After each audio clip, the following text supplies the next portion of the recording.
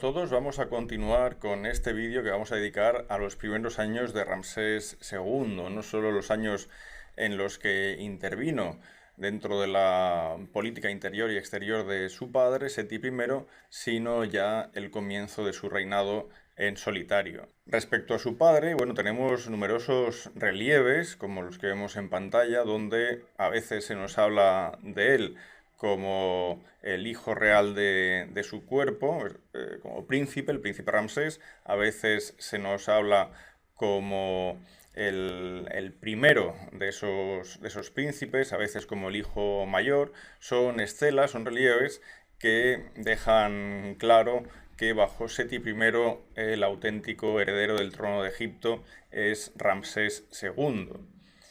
Ramsés, antes de ser rey en solitario, intervino en algunos conflictos en los que se había involucrado Seti I.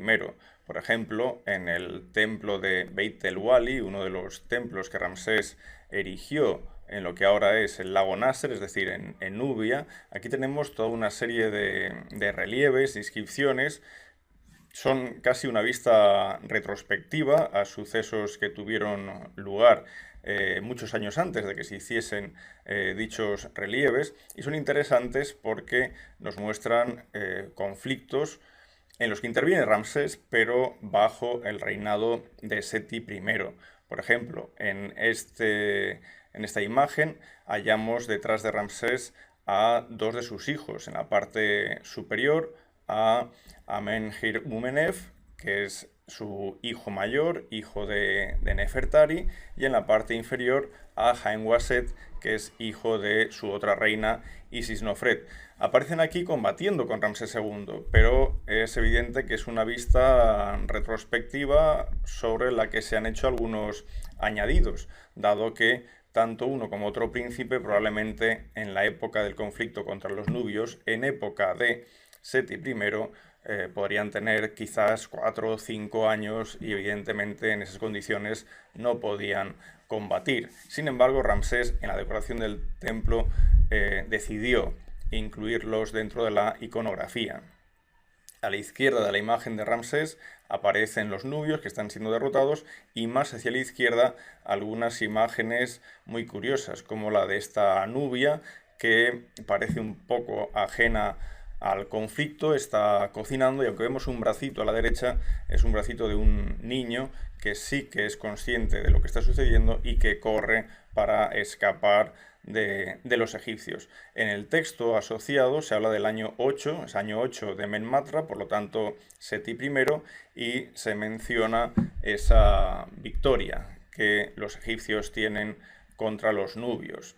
En otra imagen, seguimos en el templo de Beit el Wali, encontramos a Ramsés sentado recibiendo todo el tributo de la victoria, pero los personajes asociados también son interesantes. Por un lado, nuevamente hallamos al príncipe heredero del trono en ese momento, Amenher-Umenef.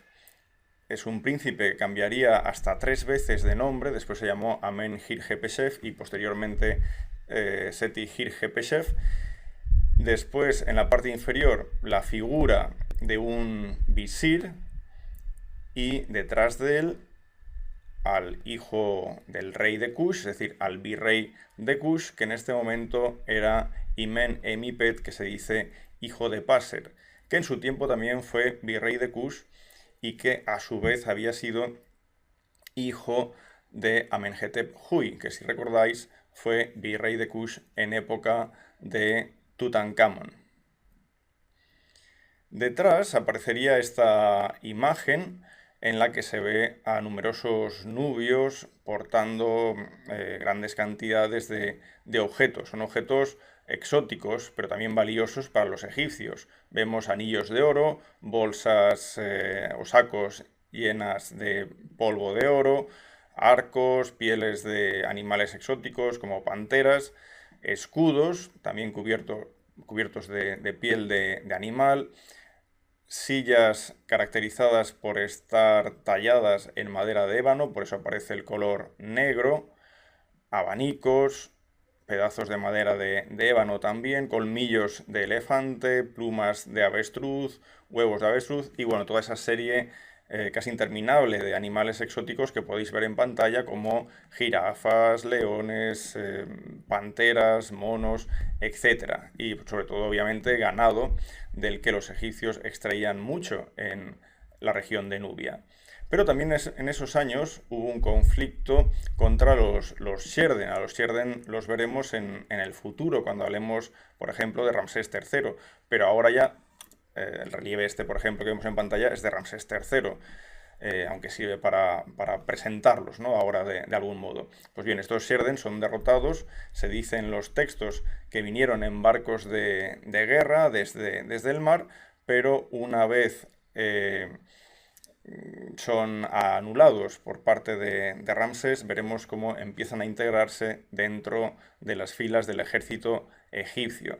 También los relieves de Beit el Wali nos muestran victorias de Ramsés contra los Shashu, contra los que su padre Seti I ya había combatido, si recordáis, en el primer año de reinado. Vemos también la toma de algunas plazas donde evidentemente sus habitantes son de tipo sirio-cananeo. Aquí, por ejemplo, veríamos la entrega de algunos prisioneros procedentes de esa región, es decir, toda una serie de conflictos en los que Ramsés interviene en época de su padre. Pero llega un momento en que Seti I fallece, estaríamos en torno al año 1279 a.C., y Ramsés ya sube al trono como único rey. En el Ramesseum, en su templo funerario, podemos ver un relieve muy interesante, es el árbol Ishet, el árbol sagrado. Ramsés aparece sentado en el trono y tanto la diosa como el dios Atum con el cálamo están inscribiendo el nombre de entronización de Ramsés en los frutos de ese árbol sagrado. La titulatura completa de Ramsés va a quedar ahora de este modo. Por una parte, su nombre ya conocido de Ramsés con el epíteto Meriamón, amado de Amón. Por otra parte, como nombre de Horus recibirá el siguiente, el toro poderoso amado de Maat. Como nombre Nepti se llamará el que protege Egipto y somete a los países extranjeros. Como nombre de Horus de oro recibirá el de rico en años, grande en victorias. Y finalmente su nombre de entronización, que en los relieves de Beit el Wali, si os habéis fijado, aparecía simplemente como Usermatra, ahora además recibirá el epíteto de Setepenra, de modo que finalmente es Usermatra Setepenra. He hablado del inicio del reinado de Ramsés II en el año 1279. Bueno, pues si tenéis curiosidad de saber por qué creemos que Ramsés II, con bastante probabilidad, comenzó su reinado justo en ese año, bueno, pues podéis ver este pequeño texto divulgativo que os dará algunas pistas para averiguar cómo hemos llegado a esa conclusión.